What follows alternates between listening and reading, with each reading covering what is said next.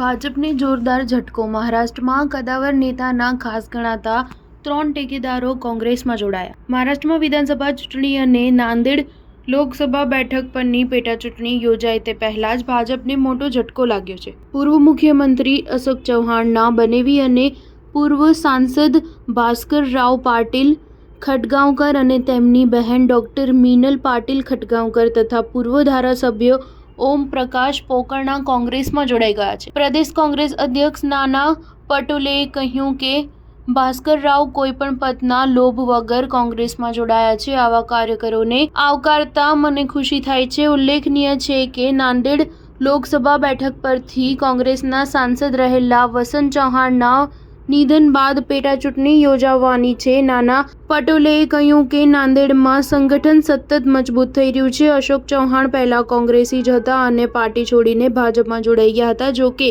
તેમ છતાં કોંગ્રેસે તેમની સાથે કોઈ શાબ્દિક કે તીખા પ્રહાર નહોતા કર્યા. સૂત્રોના જણાવ્યા અનુસાર કોંગ્રેસે અશોક ચૌહાણને જવાબ આપવા માટે આ પદ્ધતિ શોધી કાઢી છે. બીજી બાજુ એવી ચર્ચા છે કે મીનલ પાટીલ ખટગાંવકરે લોકસભા ચૂંટણી દરમિયાન ભાજપ પાસેથી ટિકિટ માંગી હતી. જો કે ભાજપે પૂર્વ સાંસદ પ્રતાપ પાટીલ ચીખલીકરને જ ટિકિટ આપી હતી. આવી સ્થિતિમાં તેમણે ભાજપથી નારાજ જઈને પક્ષ છોડવાનો નિર્ણય લીધો હતો. સ્ટાર ન્યૂઝ 7 હંમેશા સચ્ચાઈની સાથે.